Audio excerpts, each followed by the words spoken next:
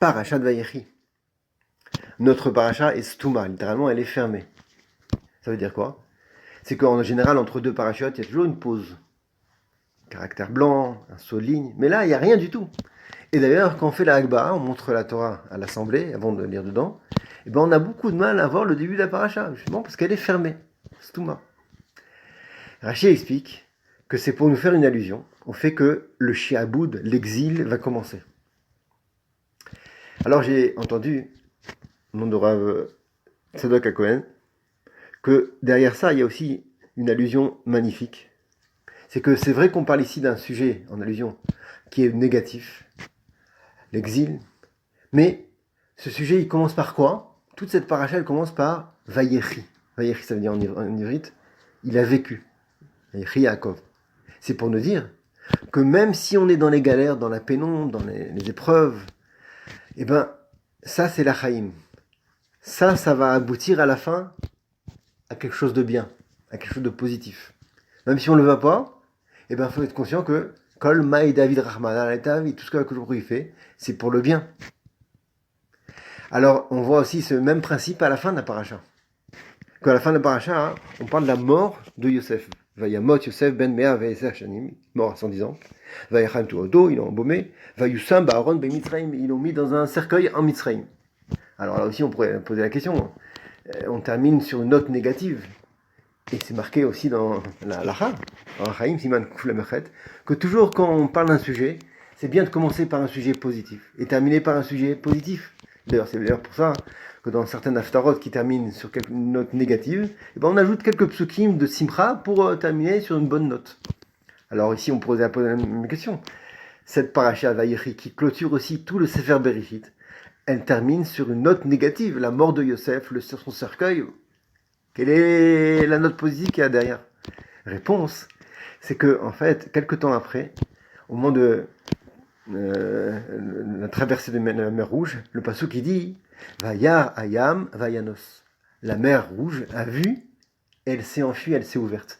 Les Chazal ils disent que c'est une allusion au fait que la mer a vu quoi? Elle a vu le cercueil de Yosef. Et par le srout que Yosef lui-même, il s'est retiré des avances de Potiphar, pareil, la mère, elle a accepté de se retirer et de s'ouvrir en deux. Voilà. C'est un sujet qui paraissait négatif. La mort de Yosef, son cercueil, et ben, c'était pour aboutir à quelque chose de positif, en l'occurrence, les chrétiens souffrent et la délivrance. Le moussard, il est évident, c'est que même si on est dans les galères, dans la pénombre, les épreuves, les nisyonotes, il faut toujours avoir conscience, avoir le bitaron que c'est pour le bien à la fin, que beaucoup, ils nous protègent, ils nous aiment, c'est que pour des bonnes choses à la fin. On peut voir aussi le même principe au milieu de la paracha, lorsque Yaakov meurt, les frères de Yosef s'inquiètent. Ils disent que peut-être que du vivant de Yaakov, il se comportait bien avec nous, mais après la mort de papa, ça ne va pas être la même chose. Et le passage qui dit à ce sujet, Ana, Sana, Pesha, Achecha. Je t'en prie, toi, Yosef, c'est les frères qui parlent, veuille bien accepter le pardon de tes frères. Qui ra'a gemonocha, parce qu'on t'a fait du mal. Ils font tchouva. Veata, Sana, Lefesha, Avde, Eloé, Avicha. Et maintenant, voilà, daigne accepter notre pardon. Il dit le Gvora Tarié que les mots Ana, Sana, Ana, Aleph, Nun, Aleph, c'est-à-dire je t'en prie, et ben ils font le mot, il comporte trois lettres, Aleph, Nun, Aleph.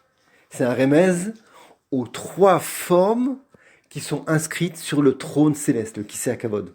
Aleph, c'est Arié, Nun, c'est Necher, excuse-moi, Arié, c'est le lion, Nun, Necher, c'est l'aigle, et Aleph, c'est Adam Arishon.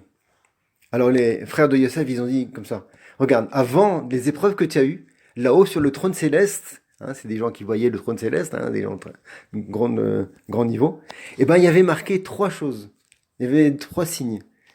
Adam Arishon, Necher, Arié, et ben nous, on t'a fait des galères, qui ra'a gemanucha, on t'a fait des galères, on t'a fait du mal, et ben grâce à ça, Veata Sana.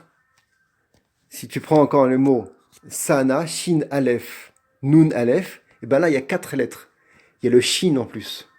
Sana, Shin, Aleph, Nun Aleph. C'est quoi le Shin? C'est le Shor. Ils disent Shor, oui, pardon, excuse-moi. Shor, ça fait remez. C'est une allusion à Yosef. Il est comparé à un shor, marqué dans la paracha, le brachot. Eh ben, grâce aux épreuves que tu as eues, eh ben, sache-le que ta tsura, ton image, a été maintenant désormais inscrite sur le trône céleste, à côté des 3 autres tsurot, tout près d'Akadosh Baruch Hu. Ça recoupe exactement ce qu'on a dit, que toutes les galères qu'il a eu Yosef, c'est pour aboutir à ce srout-là, entre autres, hein, d'autres srouts il a eu aussi, d'être inscrit sur le trône céleste à côté de Baruch. Voilà, toujours être conscient de cette Nekudala, cette point-là, que les galères qu'on a, on ne les souhaite pas, on souhaite toujours avoir une belle vie, mais quand on les a, avoir bitachon emuna, que c'est pour le bien, Tachem, Shabbat Shalom, Besorot Tov.